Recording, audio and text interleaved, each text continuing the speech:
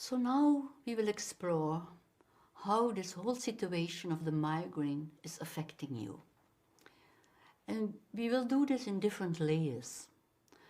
We will start with you as a physical being. So you can take a little bit time and ask yourself inside, how is this migraine affecting me in my physical way of being? I have to say, it's not easy to be friendly with that. Yeah. I wake up and immediately the migraine is there, and immediately I feel sick and I cannot even move. It's terrible. I'm stiff and stay in bed, and I cannot bear any sound or light.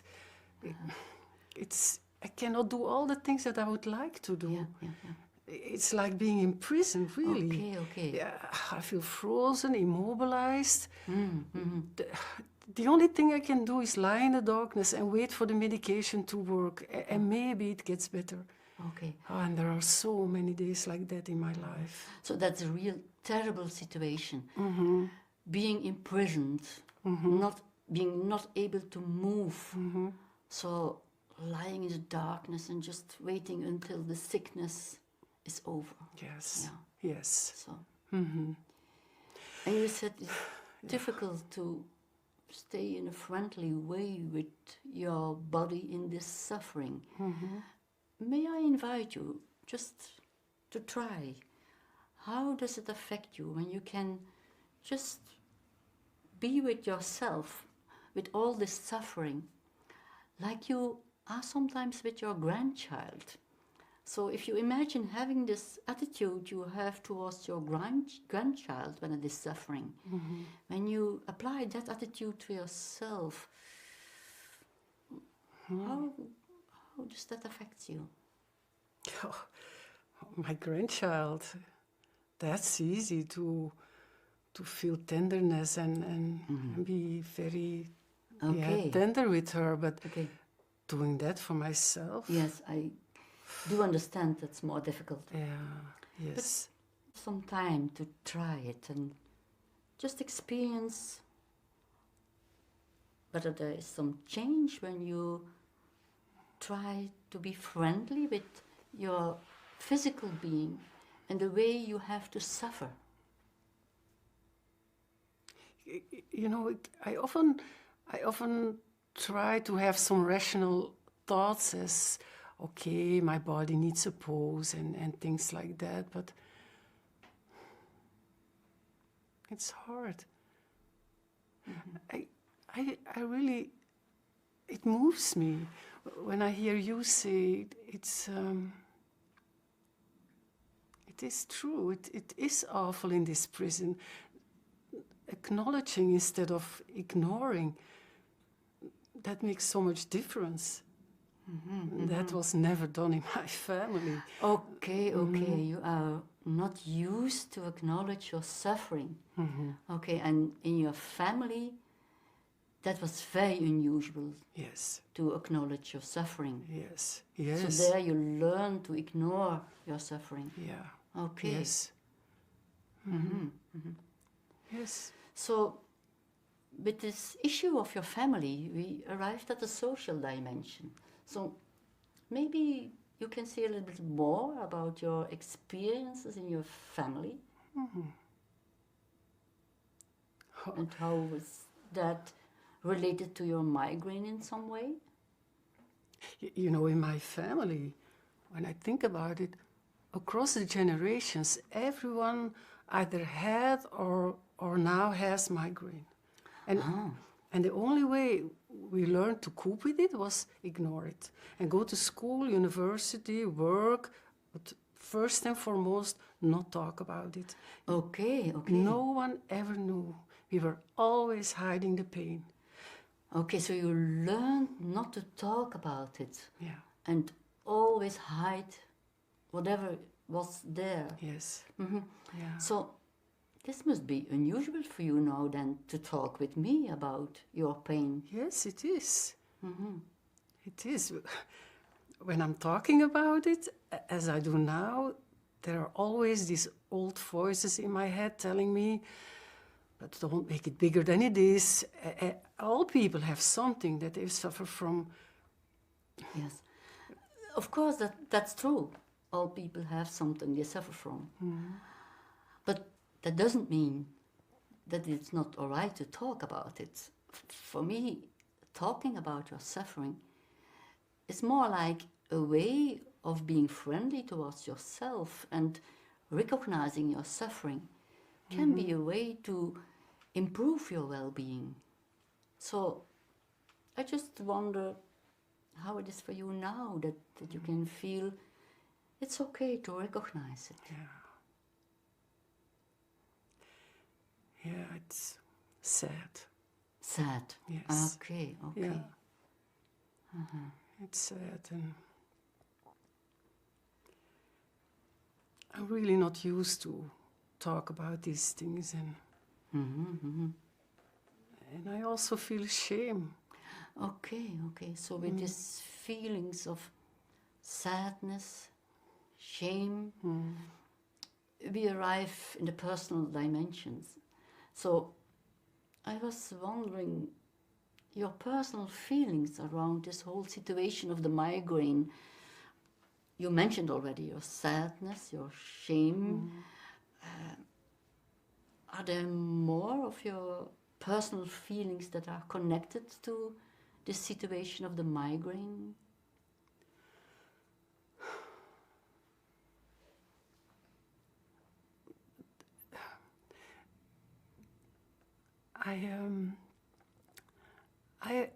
There was some curiosity, like wanting to find out how all these things belong together. But now it's more or less loneliness. Loneliness. The loneliness of And not sharing and hopelessness. Hopelessness, yes. hopelessness also. Yeah. And you also said your curiosity and hopelessness. I was wondering, is there some connection between your curiosity, your hopelessness, or what? In what way does the migraine take away your hope? You know, I always hope for something from the outside to come and take away the pain, or that it just simply will go away overnight. Of course, you hope that there is something that can help you and that it will stop the suffering. Yeah. But you say you are always looking at the outside. Yeah, and I know it's naive, but that's what I do. I always put trust in something outside me, and and that then I end up disappointed or deceived. I never put trust in myself.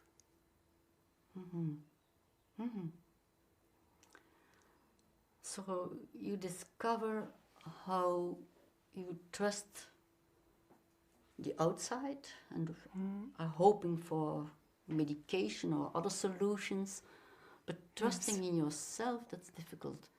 I wonder, what could help you to really trust? You are looking as if this is a strange question. Yeah, my first idea is I don't know. I really don't know. Okay, but it's good to take your time and ask inside. There, in your wiser self, there is sometimes some sense of what you trust at a deeper level?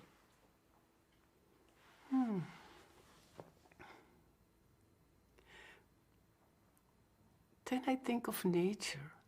Nature. Yes, like trusting that the seasons in nature have an order. Like it's easy to trust that after the winter, the spring will come. So you experience an order in nature that is bigger than your life. Okay. And that's something you trust. I was wondering, is that related to your hope? Well, it goes together with the question, where is my place in all this? So, when I stay with the order of life, what could come for me now in the autumn of my life?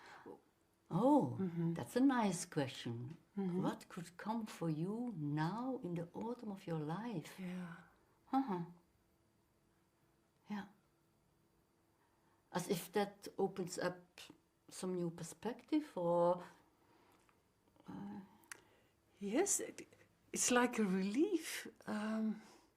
oh, It opens up a new approach to hope for me. okay. Like confidence in nature and belonging to a bigger order.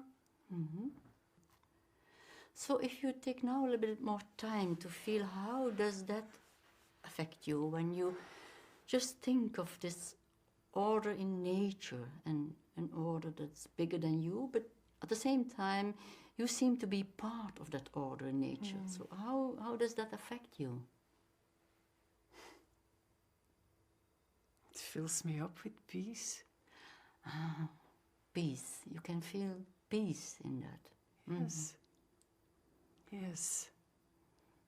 That's an important spiritual emotion. So we arrived in the spiritual dimension very naturally.